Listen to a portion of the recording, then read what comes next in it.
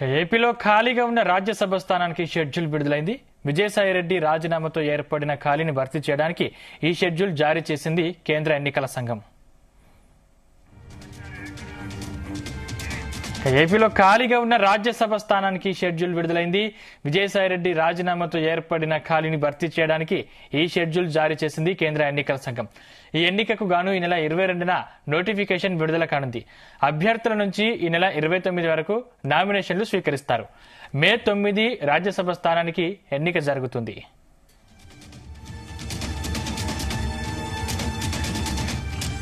ఇదే అంశానికి సంబంధించిన మరింత సమాచారం మా ప్రతినిధి రామచంద్ర అందిస్తారు. రామచంద్ర.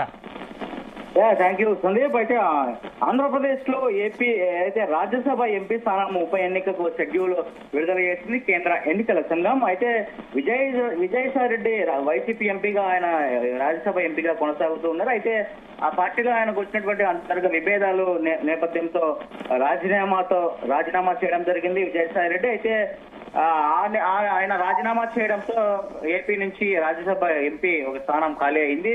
అయితే దానికి సంబంధించినటువంటి ఎన్నిక అయితే నోటిఫికేషన్ కేంద్ర ఎన్నికల సంఘం అయితే ఈ నెల 22న నోటిఫికేషన్ విడుదల చేయనుంది.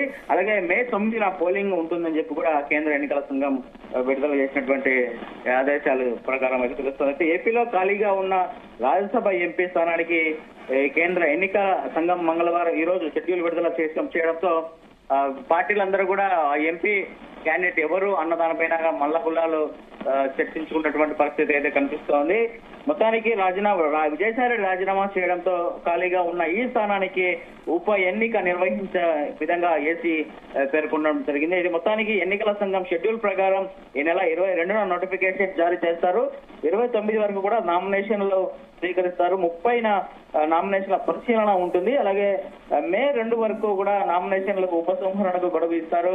మే 9న ఉదయం 9 నుంచి సాయంత్రం 4 గంటల వరకు కూడా ఈ ఎన్నికకు పోలింగ్ ఉంటుంది. అదే రోజు సాయంత్రం 5 గంటల నుంచి కూడా ఓటు లెక్కిస్తారు. 13వ తేదీలోపు ఈ ఎన్నికల ప్రక్రియ మొత్తం కూడా మరి చూడాలి ఆంధ్రప్రదేశ్ నుంచి ఏ పార్టీ నుంచి ఎవరు ఎన్నిక అవుతారు, ఒకే ఒక్క రాజ్యసభ ఎంపీకి ఎవరు పోటీ పడబోతున్నారు, ఆ 3 పార్టీలు అయితే కూటమిలో ఉన్నటువంటి 3 పార్టీల నుంచి ఎవరు ఈ రాజ్యసభ ఎంపీని కైవసం చేసుకుంటారు అనేది కూడా చాలా ఆసక్తిగా మారింది ఆంధ్రప్రదేశ్ రాష్ట్ర రాజకీయాల్లో.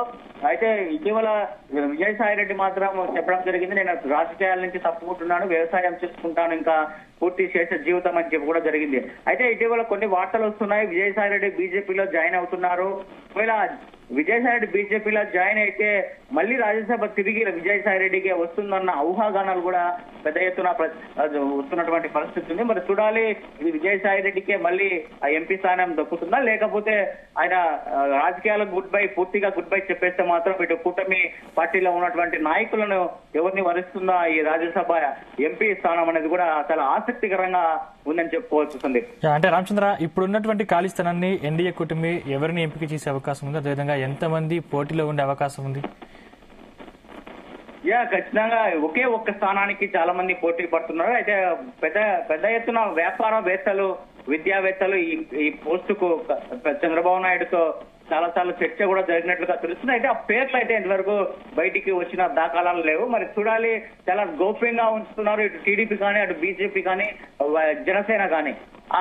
కాబట్టి 3 పార్టీల నాయకులు కూడా మాట్లాడుకుని చర్చించుకున్న తర్వాతే అభ్యర్థి ఫైనల్ అయ్యే అవకాశాలు అయితే చాలా స్పష్టంగా కనిపిస్తున్నాయి. మరి ఇటు బీజేపీ నుంచి అయితే ఒకవేళ విజయసాయి రెడ్డి బీజేపీలో జాయిన్ అయితే విజయసాయి రెడ్డికి అవకాశం ఉంటుందా, ఎక్కువ అవకాశాలు ఉంటాయని చెప్పి కూడా చాలా మంది రాజకీయ వర్గాలు అయితే చెప్తున్నటువంటి పరిస్థితి. లేదు అంటే టీడీపీ నుంచి అయితే ఉన్న టీడీపీలో ఎవరైనా పెద్ద ఆర్థికవేత్త ఎవరైతే ఉంటారో చంద్రబాబు నాయుడుకు క్లోజ్ గా ఉన్న వాళ్ళే ఈ రాజ్యసభ ఎంపీని కైవసం చేసుకునే అవకాశాలు కూడా చాలా ఎక్కువగా ఉన్నాయని చెప్పి కూడా రాజకీయ వర్గాల్లో చర్చ జరుగుతోంది Sandeep. Right. Thank you Ramachandra.